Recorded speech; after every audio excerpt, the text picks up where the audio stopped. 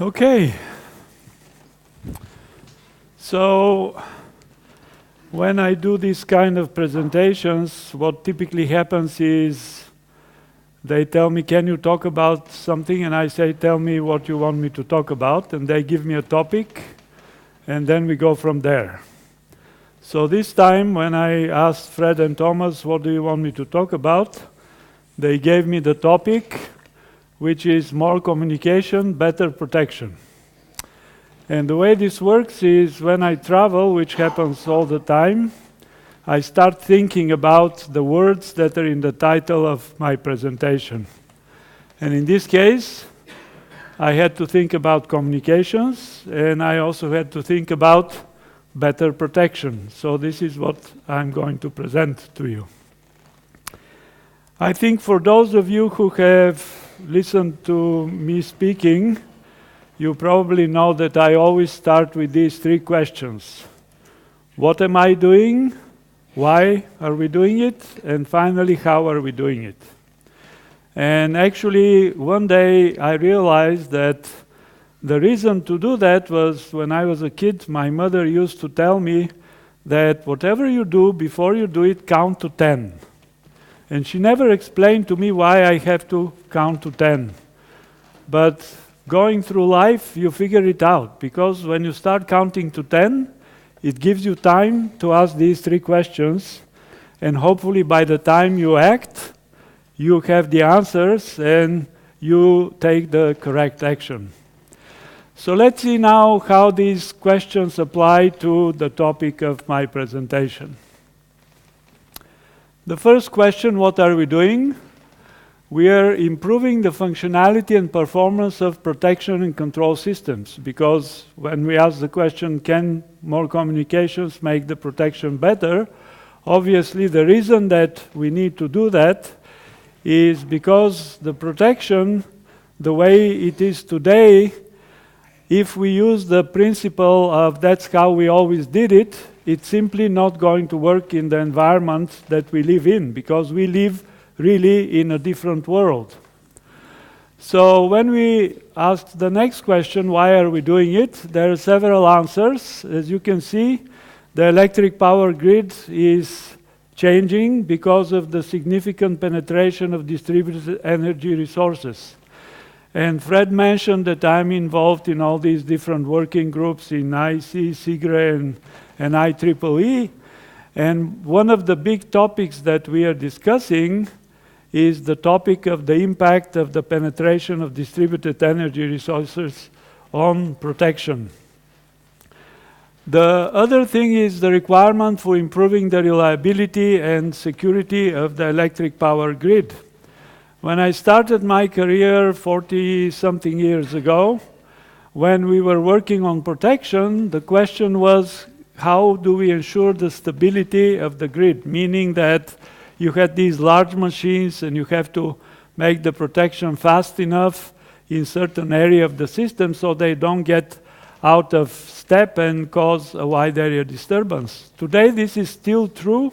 However, we have a very different environment which is driven by the distributed energy resources, because the behavior of the system is becoming completely different, and especially in countries that have very, very high penetration of DERs with inverter-based interfaces, this is becoming a major problem due to multiple reasons. And last but not least, to look into how we can improve protection is the fact that we need to improve the efficiency of the protection systems. So, for example, in the past, when we say we have to ensure that any fault anywhere on a transmission line is cleared without time delay, we had to justify installing a communication channel, and this was very, very expensive. But today, with the technology the way it is, we can do this in a much more efficient way, and this is what I will try to discuss in the coming slides. So this is just an example of the increase in the penetration of distributed energy resources from 2014. So you see that in China, for example, there is about 120 gigawatts already 3-4 years ago, and you see the changes that are happening in the United States, Germany, etc., etc. So this is really becoming a very, very significant issue. Okay? Now, what happens when a fault occurs? Because the responsibility of the protection system is to react to a fault condition and take certain measures to clear the fault as quickly as possible. So what you see here is a single phase to ground fault. You see that the voltage drops in the faulted phase and it increases in the healthy phases, and you see the change in the current. But this is the change in the current in a system that is more or less based on synchronous machines. And this is what we are familiar with. However, when you look at the output of the inverters when a fault occurs, it is something completely different. And one of the concerns is that the operating principles that we are using today for protection simply are not going to work. Okay? This is one of the critical requirements that we need to cover, which is the write-through capability of these machines. And you can see here that there is an area in which it is possible to maintain the operation of the DR when a fault occurs, but there is an area that if you have a certain voltage drop below a certain value, and if you have a duration of the fault above a certain length, is going to result in the shutdown of this DER. So this is what is becoming actually the critical requirement for the performance of the protection system. We have to shorten the operating time as much as possible in order to maintain these DERs in service. Otherwise, we may lose a huge amount of them, which will lead to a wide area disturbance. So I think this gives you a good idea of why do we need to think about how we can improve the performance of the protection systems. And this brings us to the third question, which is how are we going to do that? And obviously the answer is we can do it using communications. So now, when we get to this point, we need to start thinking about what is communications. And the answer is it depends, obviously. And you're going to see what does it depend on. First of all, when you try to avoid any misunderstanding, you have to look at definitions, and we have to agree on the definitions, because if you don't agree on the definitions, we get into a lot of trouble, like, for example, killing people because they have a different understanding of the word. And I think, to me, the best example is the Bible. Do you know how the Bible was produced? Do you? By a working group. There was a working group in the 3rd century, I think, and they came together and they took all the books available and all the scriptures, and they said, we throw this away, we take this and we say this is the most important one, and then they agreed on this, and this is what became the Bible. But then there were people disagreeing, starting new working groups and saying, no, we disagree with this, we do another version. And this is how we have today all these different Christian religions that sometimes during the history of the world killed themselves because the misunderstanding of certain terms or the different meaning that they gave them. So this is how important actually communications can be. So when you look at two definitions that I pulled out of the internet, the Merriam-Webster dictionary says it is a process by which information is exchanged between individuals through a common system of symbols, signs, or behavior.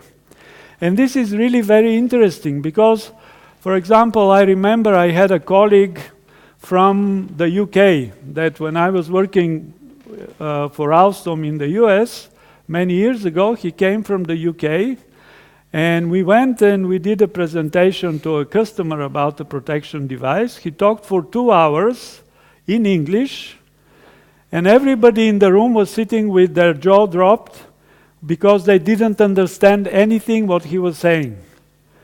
And even that he was speaking the same language, but he was speaking some version of English that I've never heard before.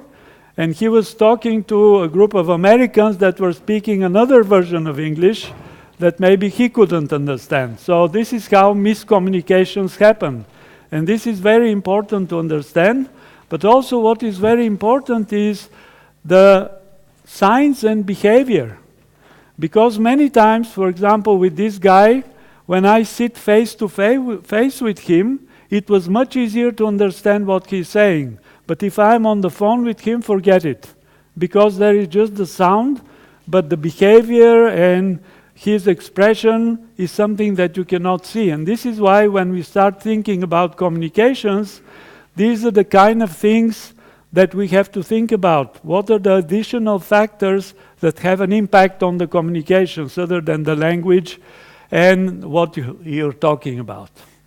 Another definition is this business dictionary definition, which says it's a two-way process of reaching mutual understanding, very important, in which participants not only exchange, encode, decode information, news, ideas, and feelings, but also create and share meaning.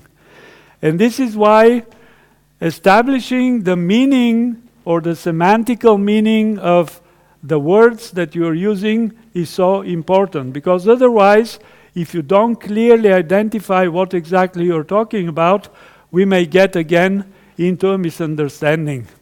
And this is an example from actually what the communication process looks like. I can spend probably at least an hour talking on this slide, because if you really look into this picture, it contains all the components of communications that need to think about when we communicate not only with our friends or our colleagues, but also when we talk about the communications that are used for protection, automation, and control. So let's spend some time going over this and see what is there. So you see, first of all, I have a sender. And this sender, first of all, has to have something to send. Because if you have nothing to share, the communications are meaningless. You can sit across a person and you can stare at each other and nothing will come out because there is nothing that you have to share in your brain. However, if there is something to share in your brain, we have a very critical part of the communication process. You have to formulate your thought. You have to make it material so it can be communicated over whatever interface we have. So for example, I don't know, it happens to me all the time. I have an idea, and at the time when I have this idea, I think, oh, this is brilliant. And then I get back home, and I try to put it on paper, and it's gone. And even if it's not gone, when you try to make it material, when you try to put it on the paper, you find out that what was so easy to think about just in your head, but in a fuzzy way, when you try to write it into specific words, becomes quite challenging, because you are actually materializing your thought into something that should become usable.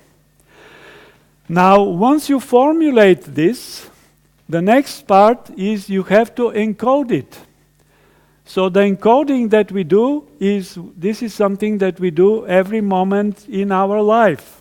For example, right now, I'm encoding this in English. If I'm speaking to somebody from Bulgaria, I will encode it using the Bulgarian language. If I'm speaking with somebody who comes from France and doesn't speak English, we will encode it in French, etc., etc. However, the language is not sufficient, because you have in different languages that belong to a group of languages, you may have a different word that has a different meaning in different countries that use this family of languages. So it is very important that when you do the encoding, you have to have in mind what is going to be the decoding that is done by the receiver of your message. Once you encode your message, you send it over a communication channel. Now, what is this communication channel? It depends. The communication channel can be a direct connection when we sit across from each other and we just talk. We're using sound waves and visualization based on the expression of our face and the sign language that we use. I was thinking about actually adding a picture of the symbols, the hand gesture that anybody from Italy in the room? Anybody? Okay, so maybe you can come here and show us. For example, I was looking on the internet and they say if there is such a sign that says more or less forget about it or I'll kill you or something. But the sound language is something that adds another layer in the communications. I remember the first time when I went to Italy in '79, I was sitting one morning in my hotel, getting ready to go for my meeting, and I looked through the window and I saw two people on the street talking to each other. And they were covering an area about 3 meters, moving closer and far away from each other, making gestures, very animated discussion, obviously, and this is part of the communication interface. It's not just the words. And that's why I'm saying the communication channel in this case is not just the sound, it is also the visual of the gestures and the expressions that add another dimension to the communications. And this is something else that also we have to think about when we think about protection communications. Now, the channel can be something else. The channel can be a phone. It can be a landline, it can be a cell phone, it can be Skype, it can be many different communications tools that we have available today.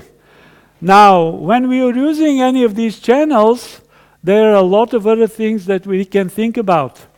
For example, who is listening? I remember I grew up in a communist country. I grew up in Bulgaria. So I spent 40 years.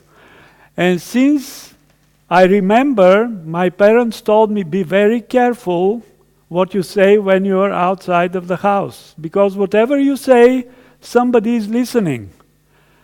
And never say what we are talking about at home and things like that. So this is how the communications, you have to be aware of the security, the cybersecurity issues. When we talk about communications, one of the big questions that people ask is, who is listening? And if they're listening, what they can do. So for example, imagine that you're on the phone with somebody and you're talking about something and suddenly the person at the other end hears the same voice but saying something completely different. And they become confused because they don't know who is saying what. Is it you or is there somebody spoofing your conversation and creating a different message that can create a lot of problems in your communications with your other person? And this is what we think about now when, for example, we are discussing GPS communications and things like that, when actually somebody can make the drone think that it is flying over an airport. I don't know if you read this story. When they had these ships that were in the Black Sea near Odessa, and suddenly the GPS was showing that they're at an airport about 20 kilometers inland. And what they realized is that, the theory at least, is that they were spoofing the drones because they didn't want drones to fly over where Putin was somewhere in Russia. So this is the kind of things that we need to think about. What kind of interference we may have with the communications. Another thing that is possible, many times it's impossible to talk to the other person because the communications are jammed.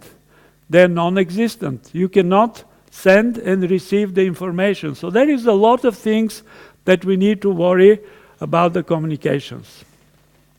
Now, once we go through the communication channel, we have to do the decoding, meaning that we have to give a semantical meaning to the words that we hear from the other person. And once we have the semantical meaning, we finally can process the information and respond. So when we respond, we go through the opposite direction. When we send an encoded message through the channel, we decode it and the sender processes it, and this is a bidirectional communication. Now, when we think about communications, there are actually a lot of other things that we need to think about. Because what I was describing was what we call a connection-oriented communication. Why? Because I have a sender.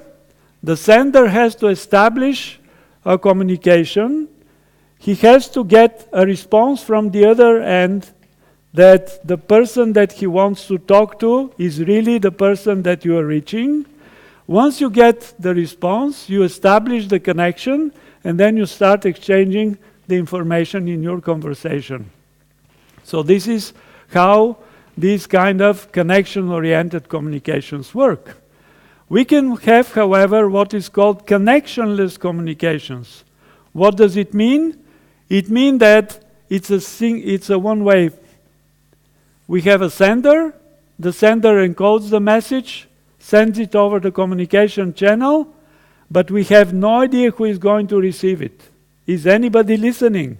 We don't know, and we don't care, because our responsibility is to send the message. So this is, for example, when you're in a room like this, one thing that I didn't hear is what happens if there is a fire. What do we do? Okay, we have to walk out slowly so that you don't create panic, okay? Very important.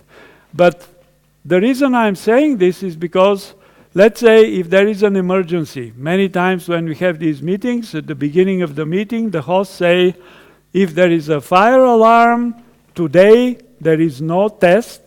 So this is very important about communications. You have to know, is it a true communication or is it a test communication? Because your behavior depends on your understanding of what is the purpose of the message that you are receiving. And then imagine if there is a fire in a hotel. So probably this, you travel a lot, and it happened to me many times. You are in your bed, it's maybe 10 o'clock in the evening, and suddenly there is this fire alarm. And you wonder, is it real or isn't it? Should I go downstairs? Is there really a fire, etc., etc.? They don't call the room, because if you're in a large hotel and they use connection-oriented communications to call every single guest in their room, it is going to take forever. And it is the same with protection. Imagine I have 50 devices in the substation, and I have to send a message indicating that I have a fault condition that needs to trigger maybe a recording, a breaker failure, auto-reclosing, etc., etc., and I have to do this using connection-oriented communications. It is simply too slow. We don't have the time. That's why in the hotel, instead of calling each room and saying, hey, there is something suspicious, get out of the room, they ring this multicast message using the sound system, telling people there is a problem, get out. But they don't know who is in their room, who is going to hear it, and how they're going to react. And this is the same thing with the protection communications and 61850. That is the main topic of this event. As usual, I'm behind, so I have another 40-something slides, so you can imagine that you're going to spend the day being lucky to listen to me. It's not funny. It's tragic. Okay, anyway, so I think the good news is that many of the things that I just said are actually visualized in some of the coming slides, so I'm going to skip them. Okay, so now, misunderstanding, semantics. Imagine that you have this boy and the girl, they're starting to date, and the boy is telling the girl, I just got a car. And the car he got was a small, smart car. And the girl, she says, oh, he got a car, and this is what she's imagining, a Ferrari, because she wants to be with this really rich, cool guy. So if you don't go into the details to explain what exactly did you get, you may get this kind of misunderstanding, because when they walk out and he takes her to this little smart car, she will be disappointed. Why? Because she had the wrong expectations. And this is something else that I learned through my life. Lower your expectations. Or even better, have no expectations at all. Because when I was young, and I have something ahead of me, and I will spend hours imagining how it's going to go. And it never happened. So every time I was depressed, well, not really, but I was at least disappointed until I said, forget about it. I'm not going to try to imagine. Whatever happens, I live with it, I can handle it, and it makes your life much easier. And this is a principle that you can apply in protection. What is it? It's called sensitivity. So, for example, if you want to be happy, you can have very high expectations for your life, and you never will be happy because you never meet the expectations. Or you can have very low expectations or no expectations, and then it will be much easier to trigger the happiness operation because you will be above the threshold that you set up for your happiness level. So this is something that actually can be done through communications. Because today, when we talk about the modern protection systems, we are talking not only about how the protection devices can talk to each other, but we can use communications to adapt the settings of these devices to a certain level so it becomes more sensitive, and it will operate under conditions under it's going not to operate with the normal settings. Okay? So the next thing is, once we understand these basic communication principles, we need to think about now what are we going to communicate, and what kind of communication channel or method is sufficient to implement a certain form of communication. And this is one of the early forms of communication, smoke signs. So, for example, you have a group of people and they have the enemies approaching and they want to notify their tribe that it is a dangerous situation and they should take the children and go up in the mountain and hide in the forest so they don't get killed by their enemies. So it's a very simple message. You have the fire, you cover it with something, you release it, and you have the smoke coming up, and this means certain thing. Now, if there is no agreement on what does it mean, does it mean that we killed a big deer and we are going to have a party tonight and fill our stomachs with the meat? Or does it mean that there is an enemy approaching? The meaning of the messages has to be very clearly defined before the communication is started, okay? This is another form of communication which is much more complicated. So when you look here, the coding is done two ways. First of all, it depends on which flag you're using, and then also it depends on what kind of position these flags take when the sailor is doing the communications between the ships. It's a visual communication, okay? And obviously each one of these has a specific meaning. Now this is another communication that is much more sophisticated because now we have encoding of the different letters, and then the sequence of these letters, you know, is put into sentences, etc., that are sending the message. This message can be coded, etc., etc. It can be much more complicated. Now, when we look at these communication methods, obviously, each of them is susceptible to different problems based on the characteristics of the channel that we are using. For example, imagine you're using a smoke signal, but there is a fog. And the people at the other hill cannot see it because of the fog. This communication is simply not working. The same applies for the flags, etc., etc. If you have a bad electrical connection when you're using the Morse code, it's not going to work either. So all these things have an impact on the effectiveness of the communication method that you are using.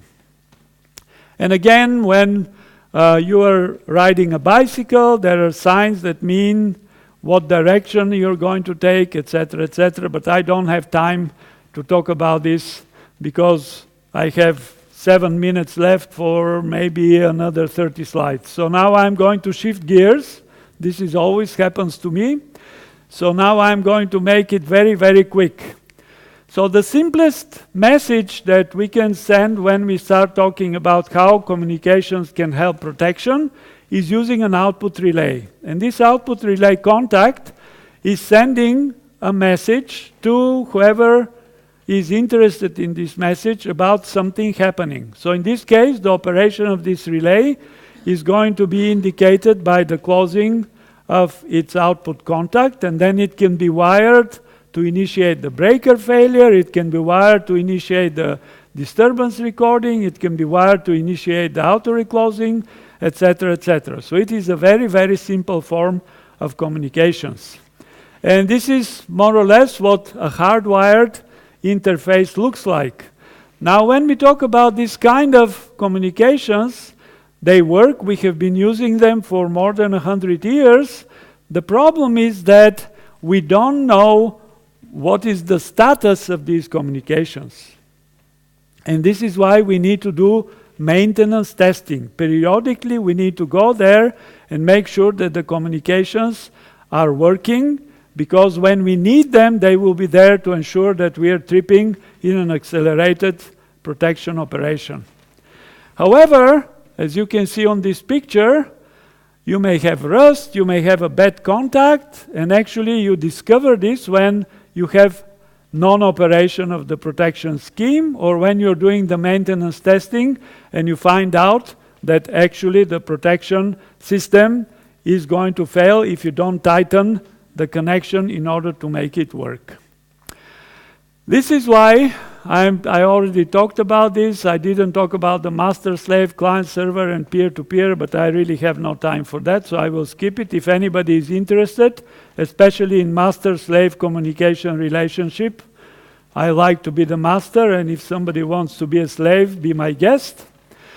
We have half duplex, we have full duplex. All of these are things that I'm sure you're familiar with. In 61850, everything is supposed to be full duplex because we need to have these bidirectional communications. Now, talking briefly about the Goose. The Goose is more or less the generic object-oriented substation event that is in the core of the modern protection applications, and it has a very important capability, that is the repetition mechanism. So this repetition mechanism actually acts as a heartbeat, and this heartbeat is very critical because it allows us to monitor the communications continuously. So if we don't receive a Goose message, then it means that we have a problem. If we have redundant communications like PRP or HSR, if you don't receive 2 copies of the message, it means that there is a problem with the sender. And this is how we can monitor the communication interface continuously. Now, we talk a lot about cybersecurity, and the reason I put this in there on the slide is because this is when we start talking about cybersecurity versus what we call functional security and encryption. So what can we say about this message? We can say that this message is encrypted. Because if you don't know what is the data set that is being sent, and you connect to the network and you are able to capture this message using Wireshark or something like that, you see a bunch of bytes, but if you don't know what is the structure of the data set, you have no idea what is the representation of these bytes in the context of the protection application. And these are the kind of things, so if you protect the access to the data set information, you can actually ensure a certain form of encryption that is only understood by the subscribing ID that is configured to understand this kind of Goose message. And these are the kind of things that when people say, how secure are your communications, this is an argument that we can use to address this issue. How are we doing now the improved protection? I'm going to run through these slides very quickly by ensuring, for example, the accelerated protection schemes. What happens normally, if I have a fault in zone 1, it's cleared without additional time delay. If I have a fault in zone 2, it's cleared with a time delay that can be several hundred milliseconds, which may result in a shutdown of the DERs because the write-through capability is not going to be able to handle this kind of delayed fault clearing time, okay? So that's why we use communication-based schemes when we exchange permissive signals in order to accelerate the protection over, in this case, direct fiber interface between the switches in the two substations. Now, this is something that can be too expensive. And this is why today we can use wide area communications. So what you see here, this is the propagation delay, the time that it takes for a message to go between 2 points in Austria and Germany that was measured by the Daneo. And you can see that this time is in the range of 13 to 18 milliseconds, which is faster than the typical communication channels that we have been using for protection. So this is definitely something that is available to us as an option to ensure accelerated protection tripping. Now, when we use Goose, you remember that the Goose was created for the substation environment, meaning that it is published as a multicast using a MAC multicast. However, within Working Group 10, we defined in the 90-5 document what we call the wide area Goose. One option that is possible is the tunneling of the Goose message over MPLS, meaning we have a 2.5 layer, more or less, communication. And the other option is to use the routable Goose, or RGoose, which means that instead of the MAC multicast, we are doing a UDP multicast to send the Goose message over the communications network. Now, how is this usable? This is a very interesting case, the challenge of multi-terminal line protection. Why? Because, for example, depending on what is the sources at the different locations of this three-terminal line, for this fault here, actually I may have this current going outside in reverse direction in order to feed the fault. So in a conventional scheme, actually this can be cleared only within a selective tripping. So normally this is going to clear the fault because it's in zone 1, and then after this breaker opens, the current direction here probably will change and it will see it in the forward fault, but this may be a delayed operation which may not be sufficient. That's why what we can do is we can use a Goose message from this device as soon as it sees a fault in zone 1 that you send to both other ends, and here you detect a voltage drop because there is still a fault effect, and then it is going to say, okay, I received this permissive signal and I'm going to trip because it is in zone 1, it's an underreach scheme, and it is going to operate. And this is how we do it normally, but this doesn't help because the differential scheme is not going to operate, and that's why we can use superimposed components, directional detection that is very fast, and this is the logical nodes that can be used in order to implement this logic in a 6U1850 environment. Okay, so this is how this can be implemented using MPLS Goose communications to implement this scheme. I'm going to skip these examples of using Goose for substation communications to accelerate the feeder protection. I just want to give you an example of how the communications can be used in system integrity protection schemes, both for vertical or horizontal communications in order to do protection when you have a wide area disturbance. You can use what we call the analog Goose, and then you can use this for load shedding based on the knowledge of what is the loading of the circuits in order to optimize which combination of feeders to trip in order to meet the requirements of the system integrity protection scheme. We need communications also for the testing. So what you see on the screen is actually using the communications from a single computer to control the test devices that are GPS synchronized in the remote substations in order to test a 3-terminal protection scheme that is shown on the screen. And the last thing is the use of multiple redundant messages for monitoring, as I mentioned earlier, because if you're getting the messages, everything is okay. If you're not getting the messages, you can determine if it's a failure of a link or if it's a failure of an ID connected to a doubly attached point. And the last thing is using communications for remote testing. Imagine how much time, money, and improved safety you're going to gain if you can test the substation remotely. In this case, what we have is in the substation, we have a test computer and a permanently installed test device. From a remote engineering station over the cloud, you access this using secured communication interface, and then you run the tests, and then the test equipment over another port is connected to the substation local area network in order to simulate the test conditions and perform the testing. And this is going to have very, very significant savings in improving the efficiency of the testing process. So more or less, in conclusion, communications have a significant impact on the protection of the grid. They reduce the fault clearing time and improve the reliability and security of the system. Continuing monitoring allows transition from time-based maintenance to condition-based maintenance. The testing can be performed with shorter outages or even without outages. And remote testing significantly improves the efficiency of the testing.